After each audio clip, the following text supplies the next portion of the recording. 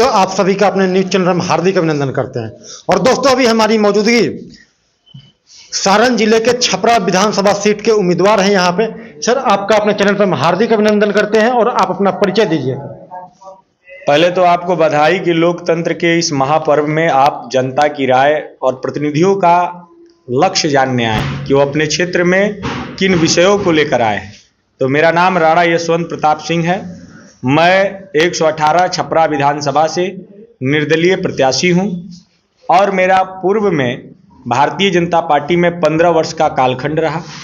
और कहीं ना कहीं जिस प्रकार से अन्याय हुआ है सारण छपरा की जनता के साथ, उसको लेकर, जनता हितों को लेकर, सेवा भाव के उद्देश्य से और छपरा के विकास के लिए मैं जनता के हितों को लेकर मैदान में हूं। सर, आप किन मुद्दों को लेकर के छपरा की धरती से विधानसभा चुनाव लड़ रहे हैं?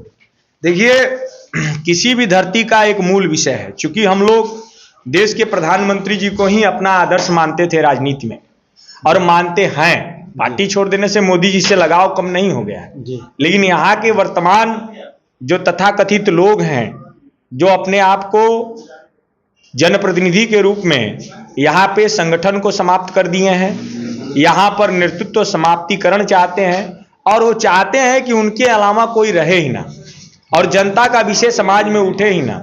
तो हम लोग मूल अगर विकास का जो केंद्र मानते हैं तो राष्ट्रवादी विचारधारा, सनातनी विचारधारा, और हमारा केंद्र बिंदु है कि अगर भारत की आध्यात्मिक विरासत, भारत की सांस्कृतिक विरासत का अगर उत्थान किया जाए तो निश्चित रूप से उस क्षेत्र का सर्वांगीण विकास संभव है। जैसे आपने देखा होगा कि कुंभ मेला अभी बीता उत्तर प्रदेश के अंदर, तो वो कहीं ना कहीं देश और दुनिया के अंदर उसने भारत की संस्कृति को दुनिया में बताने का काम किया, भारत के लोगों को परिचित कराया, विश्व के संस्कृति से परिचय कराया और उन्होंने बताया कि अगर विकास करना है तो अपने गौरवशाली परंपराओं पे, जिससे दुनिया, देश और दुनिया इस संस्कृति से परिचित हो।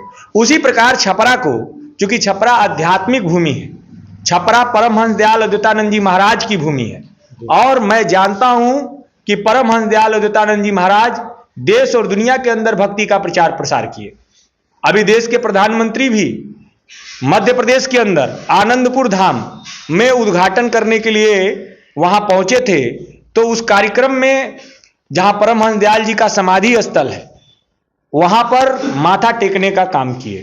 तो कहीं ना कहीं उस कार्यक्रम में पहुंचे उनके जयंती के अवसर पे। तो आज के डेट पे मैं मानता हूं कि छपरा का अगर विकास करना है तो छपरा के आध्यात्मिक विरासत को हमें आगे बढ़ाकर लेकर चलना होगा। यानी कि परमहंस दयाल जी के नाम पर छपरा प्रगति के पथ पर बढ़ेगा। जैसे अयोध्या में राम जी का मंदिर बना, अयोध्या का विकास हुआ, विश्वनाथ मंदिर काशी में बना और कहीं विकास हुआ मोदी जी के नेतृत्व में।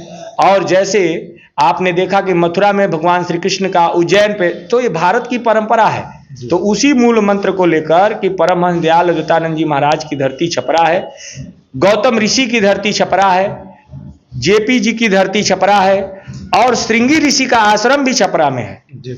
तो कहीं ना कहीं ये अगर कह लिया जाए कि ऐसी आध्यात्मिक विरासत जहां भगवान श्री राम आए, जहां पर जन क्रांति की भूमि रही, तो इसका विकास करने के लिए भक्ति की शक्ति को लेकर इसको आध्यात्मिक रूप से टूरिस्ट प्लेस के रूप में घोषित करके इसके सड़क, नाले, स्वास्थ्य, शिक्षा, इन सारी व्यवस्थाओं को सुदृढ़ करके, और जिस प्रकार से जयप्रकाश विश्वविद्यालय में अनियमितता बढ़ती जा रही है, जिसके कारण छपरा, सिवान, गोपालगंज तीनों जिलों के छात्र परेशान रहते हैं, ये सारी अव्यवस्थाएं और सशक्त प्रशासन, कहीं ना कहीं आप देखे होंगे चुनाव के नजदीक कितनी अपराध बढ़ गई थी। ये अलग बात है, अब चुनाव आयोग के द्वारा सब कुछ संचालित हो रहा है तो सारे अधिकारी राइट टाइम पोजीशन पे हैं। लेकिन हकीकत यही है कि सरकारी तंत्र अंतिम में फेल हो गया था और वो फेल होने का परिणाम ये निकला कि आज जनता का विश्वास कहीं ना कहीं अपने जनप्रतिनिधियों पर से गड़बड़ाया है। मैं कहना बस ये चाह रहा हूं कि ऊपर से जो चीजें, जिस योजनाओं को मोदी जी भेज रहे हैं, जमीन पर प्रतिनिधि जो है उस योजनाओं को सिर्फ पाइपलाइन में रखे हैं, जमीन पर नहीं उतार पाए हैं। अच्छा। और इसी कारण 2024 का परिणाम गड़बड़ाया था। अब बिहार में उनके लिए भारी चुनौती है तो हमारी लड़ाई लालटेन से है, जी। सेब बनाम लालटेन चल रहा है। अच्छा। और जनता यही बोल रही है कि सेब और लालटेन में लड़ाई है, और भाजपा ने डमी कैंडिडेट उतार दिया। अगर मुझे प्रत्याशी बनाया होता तो निश्चित रूप से एक तरफा था, लेकिन अब लड़ाई में हम लोग एक तरफा जीत रहे हैं। सेब जीत रहा है, लालटेन हार रहा है। सर, आपकी लड़ाई राजद प्रत्याशी खेसारी लाल यादव जी से है, जो कि 243 विधानसभा सीटों में सर अगर टॉप 5 विधानसभा सीट हॉट स्पॉट में कहा जाए तो छपरा बन चुका है। सर, इसको कैसे आप फेस कीजिएगा? देखिए, अभी तो खेसारी लाल जी अपने ही कार्यकर्ताओं से पगड़ी उतरवा रहे हैं। अभी हाल ही में मैंने देखा कि कह रहे हैं पगड़ी उतार दो। ये नहीं कह रहे हैं कि उदंडता जो है, उदंडता बंद कर दो। इतना कहने की हिम्मत नहीं है कि मोदी जी की मां को गाली देना बंद कर दो। जो मोदी जी की मां को गाली दे रहे हैं, ये खुल के कहे कि कार्यकर्ता कम से कम इस मर्यादा और शर्म करें कि किसी की मां को गाली नहीं देना चाहिए। वो देश के प्रधानमंत्री हैं, लेकिन ये तो कहने की हैसियत उनकी है नहीं। कहेंगे तो उन्हीं को लोग उल्टा सीधा बोलने लेंगे, ऐसे उदंड कार्यकर्ता है। तो वो पगड़ी उतरवा रहे हैं, मतलब इंडिकेट भी कहां कर रहे हैं, जो थोड़ी बहुत उनके अंदर संस्कृति उस पगड़ी से बची होगी। पगड़ी का मतलब उदंडता नहीं होता है खेसारी जी। पगड़ी का मतलब बिहार में सम्मान होता है, भारत में सम्मान होता है, और पगड़ी का मान होता है। पगड़ी उतारने की बात पर इंसान जो है इसे स्वीकार नहीं कर सकता है, क्योंकि पगड़ी हम लोगों की विरासत है। तो उनकी तो स्थिति आप देख ही रहे हैं भाई, वो पूरे क्षेत्र भी नहीं घूम पाए हैं। 15 दिन के लॉन्चिंग में क्षेत्र नहीं घूमा जाता है, और हॉट सीट कौन इसको कह रहा है? हम लोग तो एक तरफा जीत रहे हैं। इसलिए जीत रहे हैं कि कहीं ना कहीं आप बताइए कि अगर जीत ना रहे होते तो राजद का आखिर आंचल पकड़ने की उनको जरूरत क्यों पड़ा? वो आते निर्दलीय। अगर खेसारी लाल जी थे अपने बल पे तो निर्दलीय आते ना। इतना जनता को उनको समर्थन था तो राजद का समर्थन लेने की क्या आवश्यकता होगी? क्या वो राजद के विचारधारा से है? क्या वो जंगल राज के विचारधारा से हैं? वो लोग कहते हैं कि हम, आज से पहले खेसारी लाल जी का मैं वीडियो सुनता था, वो कहते थे कि हम लोग किसी दल में नहीं है।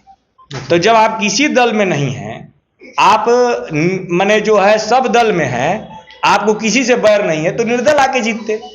आपकी विचारधारा कहीं ना कहीं जो भी है, आपको स्पष्ट नहीं है कि हमें राजनीति क्यों करना है।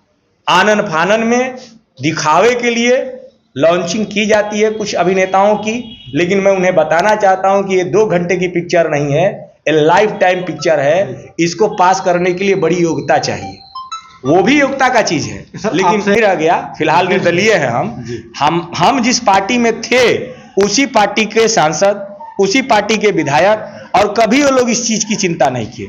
कार्यकर्ता होकर हम लोग चिंता के, इसीलिए निर्दलीय मैदान में, कि अगर हमें जनता अपना आशीर्वाद देती है, और जो कि देने वाली है, 6 नवंबर को देने वाली है, अगर ये सब कुछ होता है परमात्मा की कृपा से, तो निश्चित रूप से सारण में दिखेगा कि जेपी विश्वविद्यालय भी ठीक हो गया, और छपरा में जो जल जमाव की समस्या, जिससे एक दिन के बारिश में पूरी छपरा त्रस्त थी, और रो रो के करोड़ों के नुकसान, लाखों के नुकसान, व्यवसायी अपनी गिनती गिना रहे थे, उनकी व्यथा को सुनने वाला कोई नहीं था।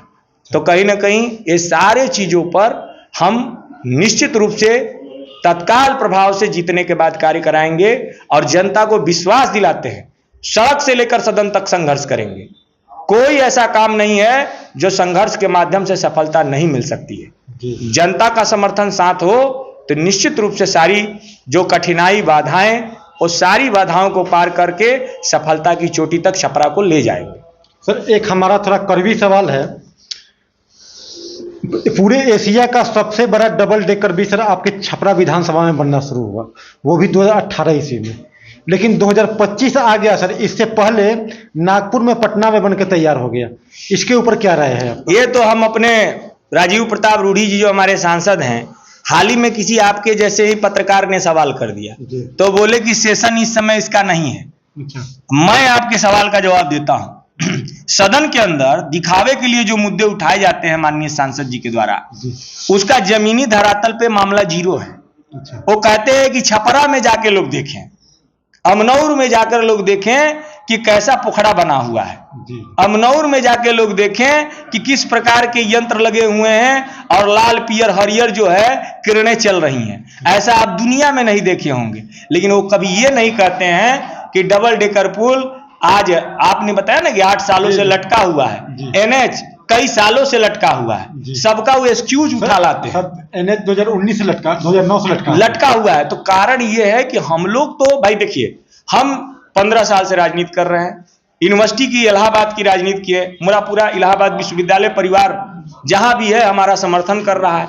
और जब से हम 2016 से यहाँ राजनीति कर रहे हैं, 2 पंचवर्षीय माननीय सांसद जी का गुजरा, हम लोग ये कहते रहे कि अलाइनमेंट के वजह से मामला दूर है, लेकिन कभी सांसद जी को नहीं देखे कि वहां पर इस चीज को लेकर रिजिड हुए। अगर रिजिड होते तो उनका यह काम मोदी जी का जो भेजा गया है जनता के बीच में वो पूर्ण होता। लेकिन दुर्भाग्य है कि सारण की जनता से संवाद करने वाला कोई भी चुना हुआ नेता नहीं है, ये दुर्भाग्य है। और ये छपरा अब इस दुर्भाग्य को सौभाग्य में बदलेगी। वो जनता का चुनाव अब ऐसे नेता का होगा जो जनता का संवाद हर स्तर पे उठाए, हर समस्या को हर स्तर पे लड़े। और इसी को लेकर हम लोग आपकी पीड़ा को भी समझ रहे हैं कि डबल डेकर के कारण कितने मकान वाले, कितने दुकान वाले निश्चित रूप से परेशान हैं। और कई शहरों में अच्छे अच्छे ब्रिज तैयार हो जा रहे हैं, लेकिन दुर्भाग्य है कि यहाँ 8 साल से लटका हुआ है। सर, अंत में छपरा की जनता से क्या अपील करना चाहिएगा? की जनता से अपील करता हूं कि आप जो लगातार 5 साल कहीं ना कहीं उपेक्षित रहते हैं, कहीं ना कहीं समस्याओं से लड़ते रहते हैं, नेतृत्व का अभाव रहता है, तो आज समय आ गया है कि आप अपने प्रत्याशियों के अंदर उस जुझारूपन को पहचानिए, कर्तव्य बोध को पहचानिए, लक्ष्य को प्राप्त करने के साहस को पहचानिए। और ये चुनाव कोई हंसी मजाक का खेल नहीं है, ये महापुरुषों के बलिदान की देन है कि स्वतंत्र भारत में हमें अधिकार मिला मत प्रयोग करने का। तो आप सोच समझ करके ऐसे प्रत्याशी को जिताइए जो निर्दल होकर भी आपके समस्या का हल करे, जो आपकी समस्याओं के साथ लड़े, और जो विचारधारा से राष्ट्रवाद का प्रतीक हो, जो सनातन का प्रतीक हो। क्योंकि किसी भी पार्टी की वो जागीर नहीं है, ये विचारधारा लाखों करोड़ों साल से भारत का इतिहास, चाहे वो महाराणा प्रताप हो, चाहे वो शिवाजी हो, चाहे वो चंद्रशेखर आजाद हो, चाहे स्वामी विवेकानंद हो, ये सारे लोगों के थ्रू पीढ़ी दर पीढ़ी हम लोगों में आती रही है। और इस पीढ़ी का यह दायित्व है कि सशक्त लोकतंत्र के लिए, सशक्त शासन और प्रशासन के लिए अपने क्षेत्र में सशक्त प्रत्याशी को जिताने का काम करे। और आपके बीच में आपका भाई राणा यशवंत सिंह है, आप आशीर्वाद दीजिए। मैं विश्वास दिलाता हूं कि साल भर के अंदर परिवर्तन आपको जमीन पर दिखेगा, क्योंकि मैंने ऐसे काम किए हैं। महाकुंभ में मैं 7 वर्षों से, कुंभ 2019 से लेकर 25 तक लगभग 50,000 लोगों को स्नान कराने का काम किया। और इस बार महाकुंभ में 25,000 से ऊपर लोग नहाए। तो कहने का अर्थ है कि जो सेवा भाव करेगा, जो सेवा भाव से जुड़ा है, जो अवैध धर्मांतरण के खिलाफ लड़ता है, जो लव जिहाद की जैसे करने वाले अपराधियों को प्रशासन से गिरफ्तार करवाता है, वही समाज में टिककर सनातन के, क्योंकि सनातन का मतलब है सर्वभवन्तु सुखना सर्व संत निरामया, जहां सभी को उत्थान करने का अवसर मिले। तो इसीलिए छपरा की जनता से अनुरोध है कि छपरा की धरती तपस्या की भूमि है, जन क्रांति की भूमि है। यहां चुनाव निश्चित रूप से बिहार का नजर छपरा की भूमि पर है। जैसा कि दोस्तों देख सकते हैं, अभी हमारे साथ राणा यशवंत सिंह जी हैं, जो कि छपरा से निर्दलीय उम्मीदवार हैं। और दोस्तों, हमने छपरा में आकर के इनकी जितनी भी जो बातें थी आप सभी को बताया। कैसा लगा आप सभी लोग कमेंट करके बताइएगा। चलिए फिर मिलते हैं अगली वीडियो में, तब तक के लिए जय हिंद।